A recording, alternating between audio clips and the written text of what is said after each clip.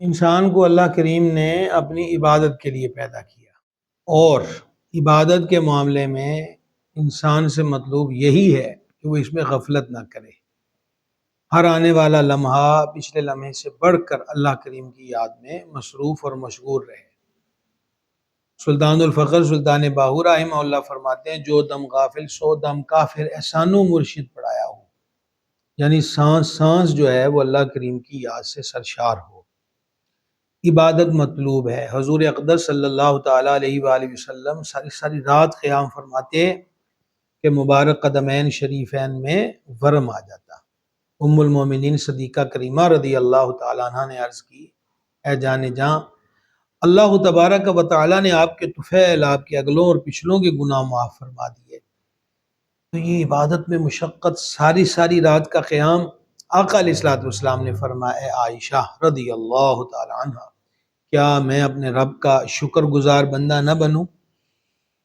احادیث مبارکہ میں رات کے قیام یعنی رات کو نوافل پڑھنے کے بارے میں باقاعدہ ابواب اور اس کے تحت کثیر احادیث مبارکہ ہے۔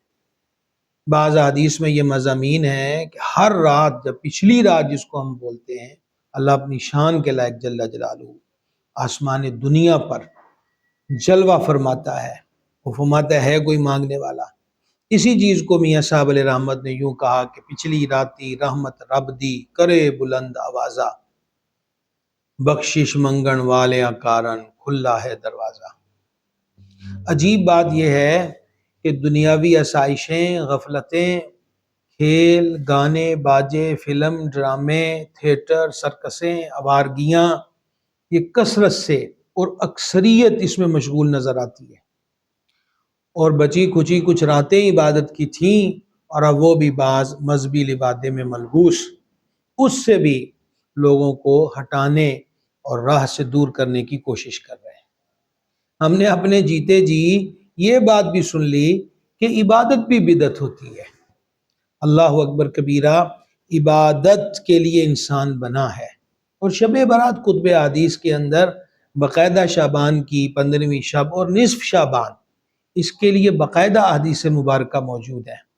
یہ اسلاف سے چلتا ہوا عمل ہے، صحابہ اہل بیت علیہم رضوان کا طریقہ ہے، جہنم سے چھٹکارے کی رات ہے۔ اس لیے سب حضرات کی خدمت میں عرض کروں گا کہ ایسے کلپوں اور ایسی باتوں پہ کان دھرنے کی ضرورت نہیں۔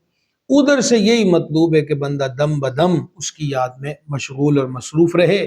بہرحال یہ سبق کبھی نہ بھولیے گا، عبادت عبادت ہی ہوتی ہے، بدعت نہیں ہوتی۔